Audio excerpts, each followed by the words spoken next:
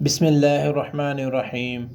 حضرت علی رضی اللہ تعالیٰ عنہ نے فرمایا کہ کالا اور بدصورت بچہ کس گھر میں پیدا ہوتا ہے اور اس کے علاوہ معذور اور کمزور بچہ کس گھر میں پیدا ہوتا ہے۔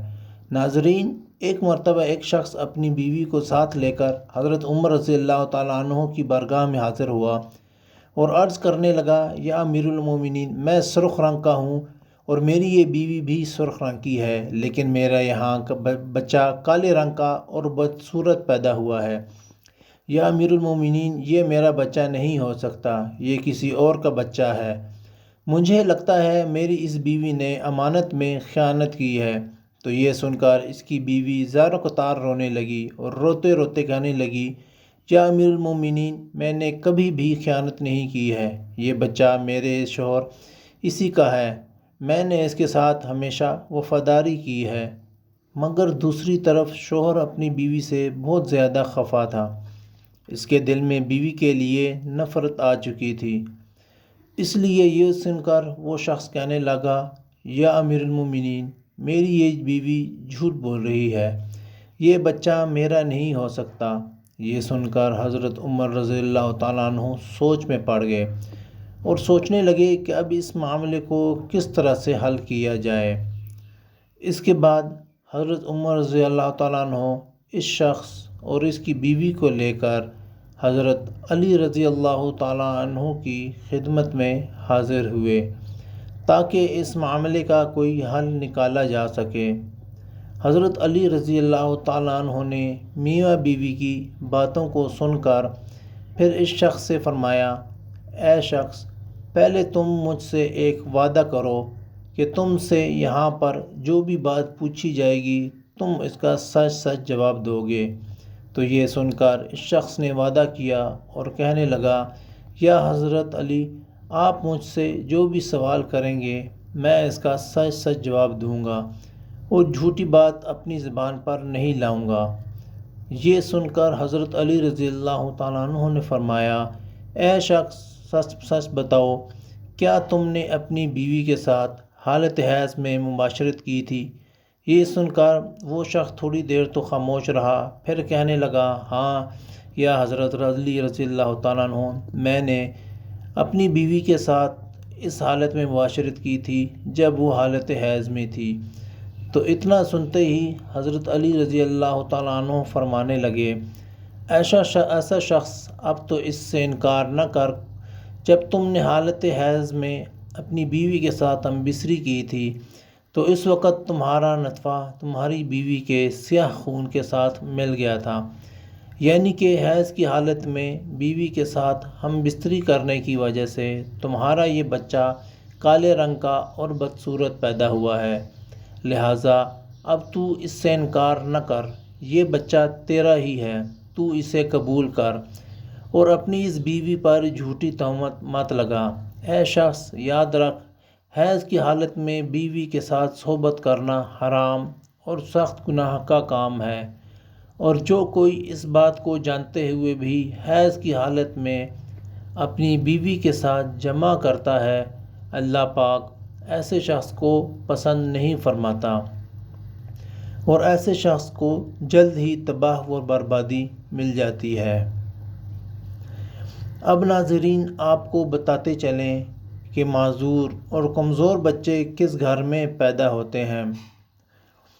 ایک مرتبہ مدینہ شہر میں ایک جوان لڑکی کی شادی ایک بوڑھے مرد کے ساتھ ہو گئی اور اس کے بعد ان دونوں میاں بیوی کا ایک دوسرے کے قریب آنا ہوا، یعنی کہ شادی کی پہلی رات ان دونوں میاں بیوی کا ملاپ ہوا، لیکن اتفاق سے اسی رات اس بوڑھے آدمی کا انتقال ہو گیا۔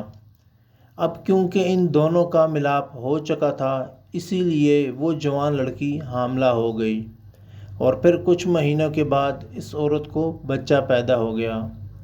جب اس کو بچہ پیدا ہو گیا تو یہ سوال اٹھنے لگا کہ وہ بوڑھا شخص شادی کی پہلی رات ہی انتقال کر گیا تھا، تو آخر اس کو یہ بچہ کیسے پیدا ہوا؟ یہ بچہ کسی اور مرد کا ہے۔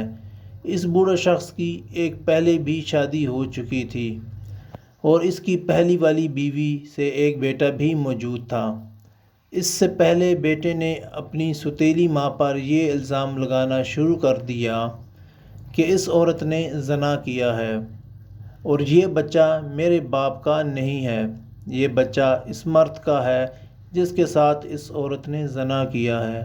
ناظرین، یہاں پر الزام لگانے کی شاید ایک وجہ یہ بھی ہو سکتی ہے کہ سوتیلا بیٹا یہ نہیں چاہتا تھا کہ اس کی وراثت میں کوئی اور حصہ دار آ جائے۔ شاید اسی وجہ سے اس نے اپنی سوتیلی ماں پر الزام لگانا شروع کر دیا اور کہنے لگا کہ یہ بچہ ہمارے باپ کی اولاد نہیں ہے، ہمارا باپ تو شادی کی پہلی رات ہی انتقال کر گیا تھا۔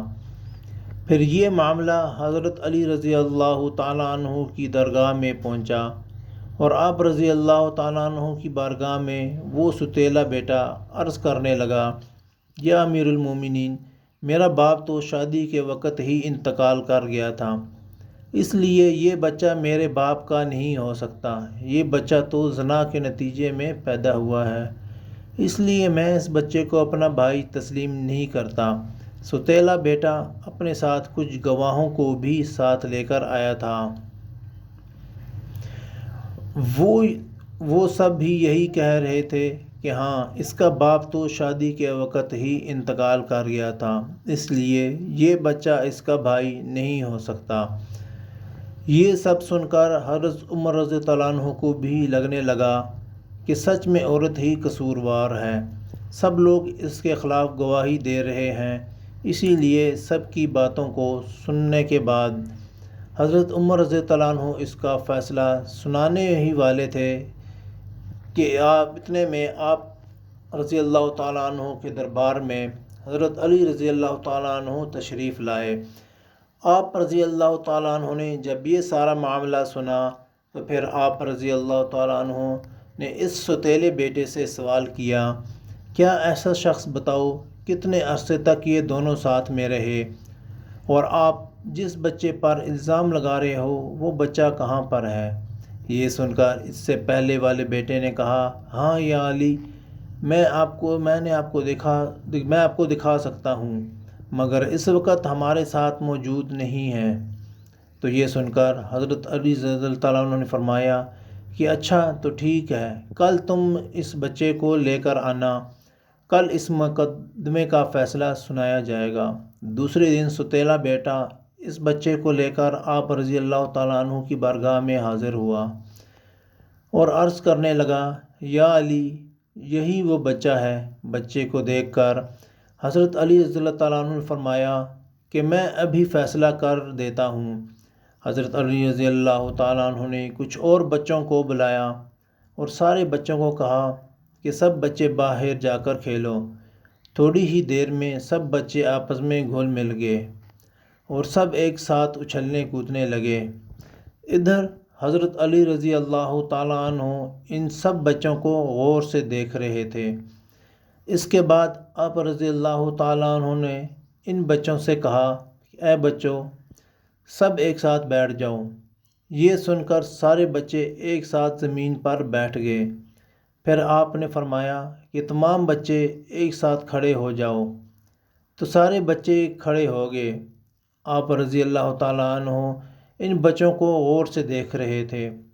آپ رضی اللہ تعالیٰ عنہ نے دیکھا کہ وہ سارے بچے بڑی ہی آسانی سے بیٹھے بھی اور اٹھے بھی، لیکن اس بچے کو بیٹھنے اور اٹھنے میں کچھ وقت کا سامنا کرنا پڑ رہا تھا۔ جس بچے پر الزام لگایا جا رہا تھا کہ یہ دیکھ کر حضرت علی رضی اللہ تعالیٰ عنہ نے فیصلہ سنایا۔ آپ رضی اللہ تعالیٰ عنہ نے فرمایا کہ یہ بچہ اسی بوڑھے شخص کا ہے، یہ کسی اور مرد کا بچہ نہیں ہے، کیونکہ اس بچے کا باپ بوڑھا تھا، اس لیے اس میں کچھ کمزوری نظر آ رہی ہے، اور باقی کے بچے جوان مردوں کے بچے ہیں، اسی لیے وہ سارے تندرست ہیں۔ اللہ پاک ہمیں عمل کرنے کی توفیق عطا فرمائے اور ہمیں پرسکون صحت مند زندگی عطا فرمائے، آمین ثم آمین۔